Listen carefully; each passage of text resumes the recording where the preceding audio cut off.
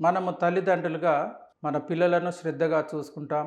చదువు విషయంలో కానీ, ఉద్యోగ విషయంలో కానీ, పోకల యందు కానీ ప్రతి విషయంలో తల్లిదండ్రులుగా తమ బాధ్యతలను నెరవేరుస్తూ ఉంటాము. కానీ ఆత్మీయ జీవితంలో తమ కుమారులను దేవుని సన్నిధిలో పెంచుతున్నామా?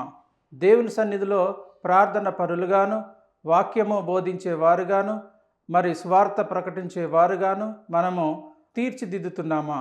అపోస్తులైన పౌలు నా కుమారుడా అని ఆత్మీయ కుమారుడైనటువంటి తిమోతిని క్రీస్తు యేసునందు బలవంతుడు కమ్ము అని అంటున్నాడు. పౌలు తిమోతిని బలపరుస్తూ ఉన్నాడు. నా ఆత్మీయ కుమారుడని బలపరుస్తూ ఉన్నాడు. మనము కూడా మన పిల్లల పట్ల శ్రద్ధ ఉన్నప్పుడు మరి శారీరకంగా శ్రద్ధ తీసుకుంటున్నాం, ఈ లోక పరంగా శ్రద్ధ తీసుకుంటున్నాం.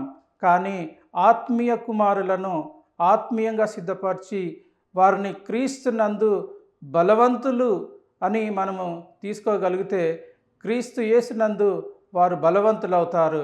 బలవంతుని చేతిలో బాణముల వంటివారు. కాబట్టి మనము కూడా మన పిల్లలను ఆత్మీయంగా సిద్ధపడదాం.